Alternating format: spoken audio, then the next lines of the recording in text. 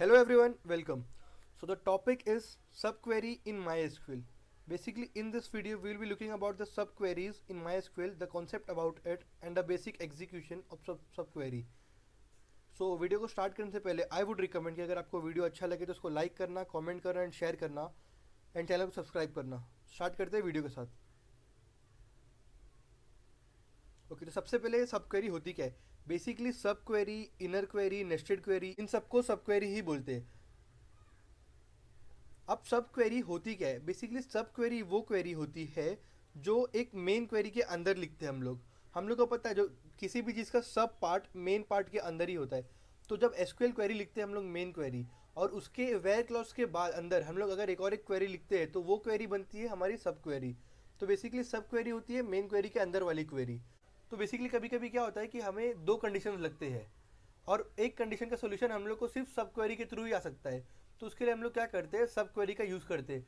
तो सब क्वेरी का जो भी आउटपुट आता है, जो भी डेटा आता है, वो हम लोग की एज अ डेटा बनकर हमारे वेयर क्लॉज के कंडीशन में जाता है मेन क्वेरी के।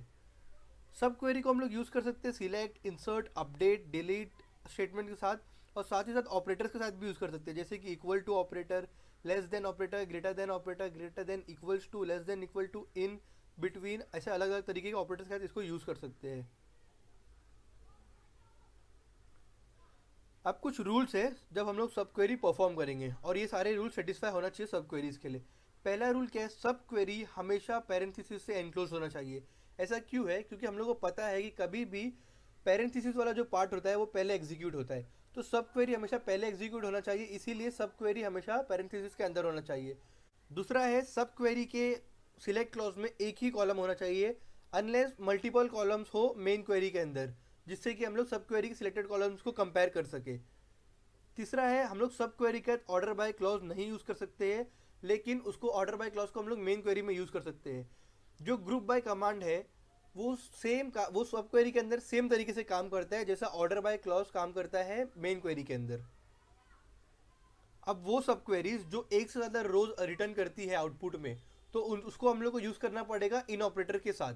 जो सिलेक्ट लिस्ट होती है हम लोग उसमें इंक्लूड नहीं कर सकते कोई भी रेफरेंस जो वैल्यूज़ को इवेल्यूएट कर सके, जैसे कि ब्लॉब को, एरे को, क्लॉब या फिर एनक्लॉब वैल्यूज़ को, इन सारी चीज़ों को रेफर कर सके। तो 7 पॉइंट है, सब क्वेरी हम लोग इमीडिएटली क्लोज नहीं कर सकते एक सेट फंक्शन के अंदर। लास्ट एंड इंपॉर्टेंट पॉइंट है कि हम लोग बिटवीन ऑपरेटर के साथ सब क्वेरी को नहीं यूज़ कर सकते, लेकिन हम लोग सब क्वेरी के अंदर बिटवीन ऑपरेटर यूज़ कर सकते हैं। तो बेसिकली मोस्ट इंपॉर्टेंट पॉइंट्स क्या थे, पैरेंथेसिस होना चाहिए, एक ही कॉलम होना चाहिए, ऑर्डर बाय क्लॉज नहीं होना चाहिए, ग्रुप बाय क्लॉज यूज़ कर सकते हैं, और जो इंपॉर्टेंट पॉइंट था ये कि बिटवीन ऑपरेटर नहीं यूज़ कर सकता है।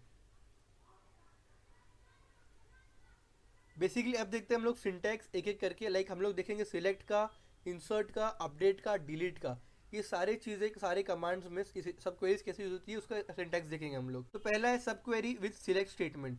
सब queries are most frequently use with select statement. हम लोग को पता है कि कोई भी एसक्यूएल क्वेरीज मोस्टली यूज होती है सिलेक्ट स्टेटमेंट के साथ।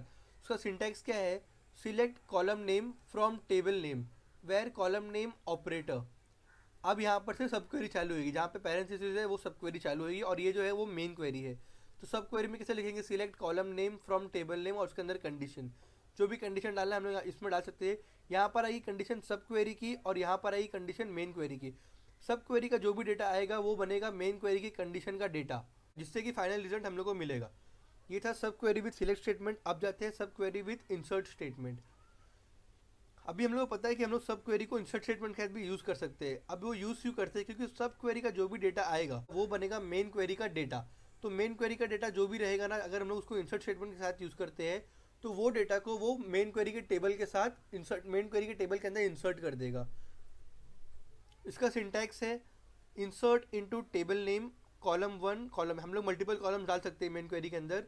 सिलेक्ट कॉलम या ऑल कॉलम्स, कॉलम एक कॉलम या फिर मल्टीपल कॉलम्स फ्रॉम टेबल 1 जो मेन टेबल है उसके अंदर, और या फिर मल्टीपल टेबल्स के अंदर, वेयर वैल्यू और ऑपरेटर, हम लोग यहाँ पर वो कंडीशन डाल सकते हैं। अभी ये सब क्वेरी विथ अपडेट स्टेटमेंट। तो हम लोग सब क्वेरी को अपडेट स्टेटमेंट के साथ भी यूज़ कर सकते हैं। हम लोग एक या एक से कई ज़्यादा कॉलम्स को हम लोग अपडेट कर सकते हैं मेन क्वेरी के अंदर सब क्वेरी का यूज़ करके। इसका सिंटैक्स क्या है, update table set column name equals to new column, जो कॉलम को अपडेट करना है वो यहाँ पर आएगा। यहाँ पर मल्टीपल कॉलम्स भी हो सकते हैं और यहाँ पर वेर कंडीशन आएगी, मतलब किस कंडीशन के हिसाब से कॉलम को अपडेट करना है। अभी यहाँ पर जो सब क्वेरी कैसे लिखेंगे हम लोग, select column name from table name where, जो भी आउटपुट आएगा सब क्वेरी का वो डेटा बनेगा वेर कंडीशन का मेन क्वेरी के अंदर, और उस कंडीशन के हिसाब से कॉलम अपडेट होंगे मेन क्वेरी में, फाइनल टेबल में। लास्ट है हमारा सब क्वेरी विद डिलीट स्टेटमेंट। तो जो सब क्वेरी हम लोग डिलीट स्टेटमेंट के साथ भी यूज़ कर सकते हैं किसी भी कॉलम या डेटा को हम लोग डिलीट करने के लिए। तो अभी हम लोग क्या करेंगे, यहाँ पर इसका सिंटैक्स देखते हैं। Delete from table name where operator, ये वेर कंडीशन आ गई मेन क्लॉज की, मेन क्वेरी की। अब इसके अंदर की सब क्वेरी की बात करते हैं। Select column name from table name where, ये कंडीशन जो भी आएगी ये सब क्वेरी पहले रन होगी, जो भी इसका डेटा आउटपुट आएगा वो बनेगा मेन क्वेरी का डेटा, और उस डेटा के हिसाब से जो भी कंडीशन सेटिस्फाई होगी वो डेटा डिलीट हो जाएगा टेबल में से। ये था कॉन्सेप्ट और basic like overview of sub query और उसके एग्जांपल, उसके थोड़ा सा सिंटैक्स। अभी हम लोग जाते हैं उसका एग्जीक्यूशन देखने MySQL वर्कबेंच में। Okay, so now we are in MySQL workbench. Basically अभी हम लोग करने क्या वाले, हम लोग यहाँ पर जो भी हमने देखा था कॉन्सेप्ट लाइक सब क्वेरी विद सिलेक्ट, सब क्वेरी विद इंसर्ट, सब क्वेरी विद अपडेट एंड सब क्वेरी विद डिलीट, ये चारों चीज़ों का हम लोग एग्जाम्पल देखने वाले हैं एक क्वेरी रन करके। तो पहले हम लोग देखते हैं sub query with select statement in MySQL। Basically हम लोग उसको समझेंगे एक क्वेरी के साथ, एग्जाम्पल देखेंगे उसका एक क्वेरी के साथ। तो क्वेरी क्या है, write a query to fetch all the details of customers based on the ID where the ID will be taken of only those whose salary is greater than 20,000। Query का मतलब क्या है कि हमें उन कस्टमर्स की सारी डिटेल चाहिए जिनका ID का सेट हमारे पास अवेलेबल होगा, और वो ID का सेट किस बेस पर अवेलेबल होगा जो हमें सब क्वेरी से मिलेगी। तो बेसिकली यहाँ पे दो क्वेरी रन होगी, एक मेन क्वेरी और एक सब क्वेरी। सब क्वेरी के अंदर कौन सा पार्ट रन होगा, सब क्वेरी के अंदर हम लोग वो आईडी एक्सट्रैक्ट करेंगे जिनकी सैलरी ग्रेटर देन 20,000 है, और उसके बाद मेन क्वेरी में हम लोग क्या करेंगे, वही आईडी को यूज़ कर हम लोग उसकी कस्टमर की करस्पॉन्डिंग सारी डेटा निकालेंगे। तो अब यहाँ पर मल्टीपल डेटा हमारे पास आउटपुट में आएगा, क्योंकि सैलरी ग्रेटर देन 20,000 बहुत सारे लोगों की होगी। तो मल्टीपल डेटा आएगा तो हम लोग क्या यूज़ करेंगे, इन ऑपरेटर मेन क्वेरी के अंदर। तो उसके लिए हम लोग क्वेरी लिखना स्टार्ट करते हैं। सिलेक्ट ऑल, सारी डिटेल चाहिए from customer where ID in, ये रही मेन क्वेरी का पार्ट। ओके, अभी हम लोग लिखते हैं सब क्वेरी। तो select ID from customer where salary is greater than 20,000। Okay, तो बेसिकली ये रहा सब क्वेरी का पार्ट और ये रहा मेन क्वेरी का पार्ट। पहले क्या रन होगा, पहले रन होगी ये सब क्वेरी। तो इससे होगा क्या कि जितने भी कस्टमर्स की सैलरी 20,000 के ऊपर है उनकी ID एक लिस्ट के फॉर्म में आ जाएगी। कैसा आ जाएगी, मतलब ऐसे आ जाएगी, जैसे कि समझिए कि यहाँ पर 15 की 20,000 के ऊपर है एंड 24 के ऊपर है, 24 ID की 20,000 के ऊपर सैलरी है। तो 15, 24 और ऐसे कई सारी IDs इसके अंदर ऐसा एक पेरेंट्स, और इसी तरह से कई सारी IDs एक पेरेंट्स इसके अंदर रखे एक सेट के अंदर बन के आ जाएगी यहाँ पर। और ये सेट कहाँ पर जाएगा, ये सेट जाएगा इधर, इधर पर आ जाएगा आउटपुट में। आउटपुट का जो भी डेटा रहेगा मेन सब क्वेरी का वो यहाँ पर इसका डेटा बन जाएगा। तो ऐसे काम करती है सब क्वेरीज। उसके बाद काम करेगा मेन क्वेरी। मेन क्वेरी क्या लेगा, जो भी डेटा हम लोग को मिलेगा आउटपुट में उसके ऊपर ये क्वेरी परफॉर्म करेगा। ओके, तो अभी हम लोग उसको एग्जीक्यूट करके देखते हैं। ओके, तो बेसिकली हम लोग को अभी यहाँ पर आउटपुट आ चुका है। हम लोग देख सकते हैं यहाँ पर जितनी भी सैलरीज है वो सारी सैलरी 20,000 के ऊपर है, मतलब क्वेरी परफेक्टली काम कर गई। ये था सब क्वेरी का एग्जांपल विद सिलेक्ट क्वेरी। अब हम लोग देखेंगे सब क्वेरी का example with insert statement. Okay, तो अब सब क्वेरी का example with insert statement. Query क्या है यहाँ पर, हमें create a table demo and insert all the data of customer table into the demo table using सब क्वेरी। हम लोग को बेसिकली करना क्या है, जैसे हमारे पास पहले कस्टमर टेबल था तो उसके अंदर का सारा डेटा हम लोग को इंसर्ट करना है डेमो टेबल के अंदर। तो स्टेप्स कैसे होंगे, पहला हम लोग करेंगे एक डेमो टेबल क्रिएट करेंगे हम लोग। उसके बाद हम लोग उसमें डेटा डालेंगे कस्टमर टेबल के। क्रिएट टेबल डेमो,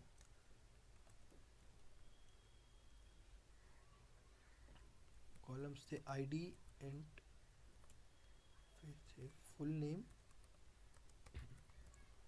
वेर कैर 20, फिर age and salary int and state. देख लेते कस्टमर टेबल में कॉलम्स कौन कौन से थे। State small letter, state where कैर 20। तो अभी हम लोग इसको इतना रन करके देखते हैं।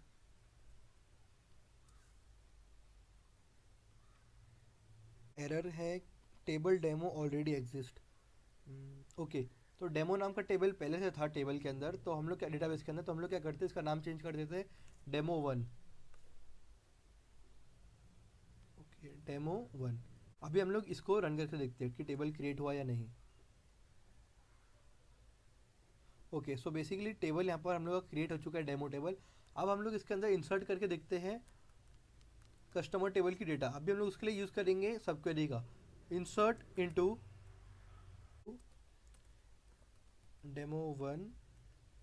ये मैंने इंसर्ट कर दिया। अब मैं लेता हूँ select statement, select all from customer where ID in. मैंने यहाँ पर आईडी लिखा हो, आप यहाँ पर कुछ भी लिख सकते हैं क्योंकि हम लोग को सारा डेटा चाहिए, तो हमने यहाँ पर आईडी, एज, सैलरी या नेम कुछ भी लिख सकते हैं यहाँ पर। फिर इसका अब लिखता हूँ मैं सब query, select ID from customer. अब बेसिकली क्वेरी रन कैसे होगी, सबसे पहले ये पार्ट रन होगा। इससे क्या होगा, कस्टमर टेबल की सारी आईडीज़ का एक लिस्ट बनकर इस पैरेंथेसिस के अंदर एक सेट बनकर यहाँ पर इनके सामने आ जाएगा। तो सारी आईडीज़ यहाँ पर आ जाएगी। तो कस्टमर टेबल में क्या जितनी भी आईडीज़ है उसके करस्पॉन्डिंग डेटा को वो लेगा और उसको इंसर्ट करेगा वो डेमो टेबल के अंदर। हम लोग अब देखते हैं क्वेरी रन करके ये वाली।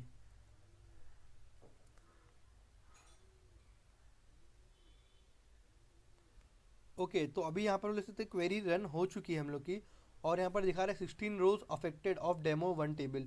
तो हम लोग देखते हैं डेमो टेबल में डेटा आया या नहीं आया। तो सिलेक्ट ऑल फ्रॉम डेमो 1, इतना रन करके देखते हैं। ओके, तो हम लोग देख सकते हैं कि यहाँ पे डेमो टेबल है, इसके अंदर सारे डेटा आ चुके हैं कस्टमर टेबल का। तो ये था example of sub query with insert statement. I hope आपको इतना समझा होगा। अभी हम लोग देखते हैं अपडेट एंड डिलीट का पार्ट। थर्ड वाला था सब query with delete statement in MySQL. Basically ये बहुत इंटरेस्टिंग है, इस पर ध्यान देना थोड़ा सा। यहाँ पे हमारे पास दो टेबल है, कस्टमर टेबल एक है और एक है हमारे पास डेमो टेबल। दोनों के अंदर डेटा सेम टू सेम है हमारे पास। अब हम लोग देखते हैं क्वेरी क्या है। तो क्वेरी बेसिकली है write a query to delete data from customer table. मतलब इस टेबल में से हम लोग को डेटा डिलीट करना है based on the age criteria के ऊपर। हम लोग एज क्राइटेरिया के हिसाब से हम लोग को डेटा डिलीट करना है। Where age of customer is greater than 40, जहाँ पर कस्टमर की एज 40 से ज़्यादा हो, and the ages should be taken from demo 1 table. मतलब जो एज की कंडीशन है वो हम लोग को डेमो 1 टेबल में से लेना होगा। मतलब हम लोग क्या करेंगे, जो एज की कंडीशन है ग्रेटर देन 40 वो हम लोग अप्लाई करेंगे डेमो 1 टेबल के ऊपर, और जो भी डेटा आएगा उस सब क्वेरी से आउटपुट आएगा वो बनेगा मेन क्वेरी का डेटा। तो अभी हम लोग उसको क्वेरी लिख के देखते हैं हम लोग कैसे क्वेरी लिखेंगे उसकी। तो बेसिकली सबसे पहले delete from customer where age in, ये रही मेन क्वेरी का पार्ट। अभी इसका मीनिंग क्या है, लाइक डिलीट किससे होगा, डिलीट होगा कस्टमर टेबल में से। अब हम लोग लिखते हैं सब क्वेरी का पार्ट। तो select age from demo 1 where age greater than 40। अब बेसिकली देखिए काम कैसे करेगा ये। यहाँ पर जो पहले ये सब क्वेरी रन होगी, पहले डेटाबेस के अंदर ये सब क्वेरी रन होगी, तो डायरेक्टली जाएगा ये इस टेबल के अंदर, डेमो टेबल के अंदर आपका कर्सर या पॉइंटर जाएगा। अब वो सर्च करेगा कि 40 के ऊपर वाली एज कौन कौन सी है, तो इसको मिलेगा 47, फिर 43, ऐसी उसको एजेस मिलेगी 40 और 44, ये उसको एजेस मिलेगी 40 के ऊपर वाली। अब वो इन 3 एजेस को लेगा और एक ऐसा सेट बनेगा, 47, 43 एंड 44 का एक सेट बनेगा, जो हम लोग को इसका जो इस सब क्वेरी का आउटपुट होगा। ये इस सब क्वेरी का आउटपुट ना ये होगा। तो अभी बेसिकली इसको क्या करेगा, ये डेटा यहाँ पर जाके चले जाएगा। तो बेसिकली इंटरनली होगा क्या, ये जो डेटा हम लोग आउटपुट आया है वो ऐसे जाकर यहाँ पर मेन क्वेरी के अंदर बन जाएगा। तो मेन क्वेरी के अंदर का जो इन वाला डेटा है, अब जो इन ऑपरेशन परफॉर्म होगा ये इन 3 एज के ऊपर परफॉर्म होगा। अब हम लोग कहाँ पर आ गए, कस्टमर टेबल के ऊपर आ गए। तो कस्टमर टेबल के अंदर ये ढूंढेगा कि 47 एज किधर है, ओके ये 47 एज है, ये सारी डेटा को उड़ा दो। फिर मिलेगी इसको एज 43, तो ये सारी डेटा को उड़ा देगा। उसी तरह 44 एज वाले को ढूंढेगा और उसी करस्पॉन्डिंग डेटा को वो डिलीट कर देगा। तो इस तरह काम करती है सब क्वेरीज। अभी हम लोग बेसिकली सब क्वेरी को रन करके देखते हैं।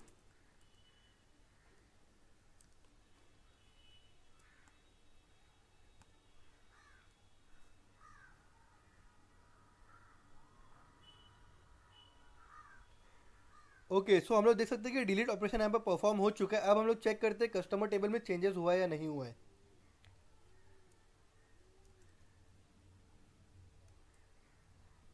मैं यही क्वेरी को रन करता हूँ।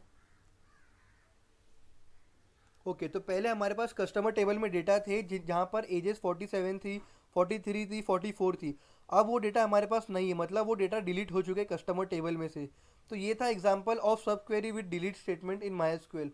आई होप आपको समझा होगा। अब हम लोग जाते हैं लास्ट क्वेरी के पास, जिसमें बेसिकली हम लोग देखेंगे update sub query with update statement in MySQL. So अभी हमारे पास है लास्ट वाला सब क्वेरी का एग्जांपल, सब क्वेरी विद अपडेट स्टेटमेंट। यहाँ पर हमारे पास दो टेबल है, customer table and demo table. दोनों के अंदर डेटा ऑलमोस्ट सेम है, बस थोड़े से डेटा डेमो के अंदर ज़्यादा है। अभी हम लोग देखते हैं sub query with update statement example इस क्वेरी के ये क्वेरी को लेकर। तो क्वेरी क्या है, write a query to set state as Mumbai of customers based on their full name where the full name is taken from demo one table and only of those customer whose salary ranges between 40,000 to 1,50,000। Basically query का meaning क्या है कि उस customer table के अंदर update करो states को, जहाँ पर एज मुंबई, जहाँ पर कस्टमर का नेम, जहाँ पर कस्टमर का फुल नेम सेटिस्फाई करता है एज पर द कंडीशन। अब जो फुल नेम कहाँ से मिलेगा हम लोग को, डेमो वन टेबल में से। और डेमो वन टेबल में से फुल नेम किस किस का लेगा, जिसकी सैलरी 40,000 से लेके 1,50,000 के बीच में रेंज करती है। तो अभी हम लोग उसके लिए क्वेरी लिखते हैं। तो सबसे पहले मेन क्वेरी सिलेक्ट अपडेट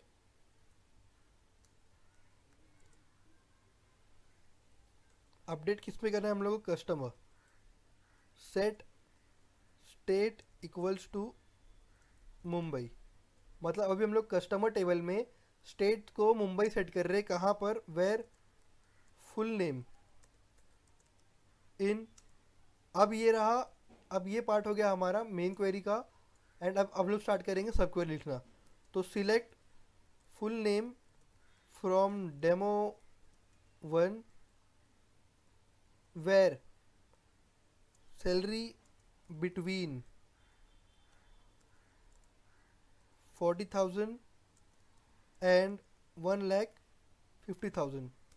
तो बेसिकली ये हमारी सब क्वेरी। एंड ये सब क्वेरी हमारी जो पहले रन होगी, ये रन कैसे होगी, ये क्या करेगा बेसिकली यहाँ पर 40,000 का रेंज लेगा, चेक करेगा डेमो टेबल के अंदर कि 40,000 से लेके 1,50,000 की रेंज में किस किस की सैलरी है। जिनकी भी सैलरी होगी उनका फुल नेम एक ऐसा क्लोज पैरेंथेसिस के अंदर वो लिस्ट कर देगा, और वो लिस्ट को यहाँ पर वो ऐसा डेटा सेंड कर दे, ऐसा डेटा यहाँ पर सेंड हो जाएगा। अब मेन क्वेरी कैसे काम करेगी, इसके सब क्वेरी के आउटपुट को ऐसा डेटा लेगी और उसके ऊपर काम करेगी। और जो भी नेम उसके अंदर आएगा, उसके नेम के करस्पॉन्डिंग, और जो भी नेम ऐसा डेटा आएगा इसके अंदर, उसके करस्पॉन्डिंग स्टेट मुंबई हो जाएगा। हम लोग रन करके देखते हैं ये क्वेरी को।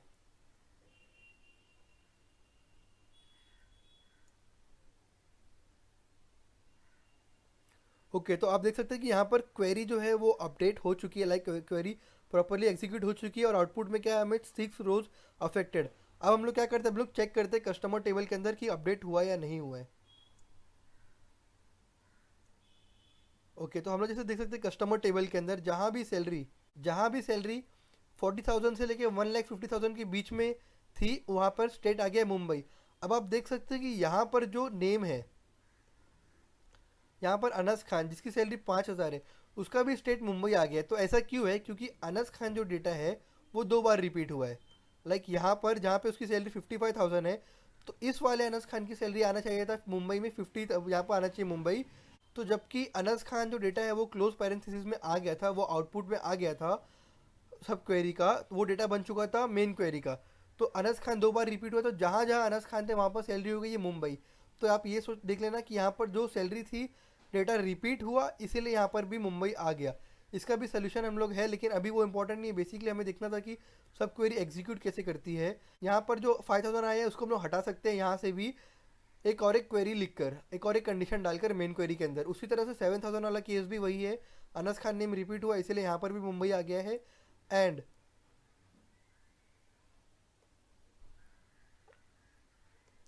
तो basically this was all about the sub query part in my SQL. अभी तक हम लोग ने देखा सब क्वेरी विथ सिलेक्ट, सब query with update, sub query with insert, सब क्वेरी विथ डिलीट। तो ये चारों टाइप के हम लोग सब क्वेरीज देख चुके हैं, जहाँ जहाँ जो मोस्टली यूज होता है माई एसक्यूएल में।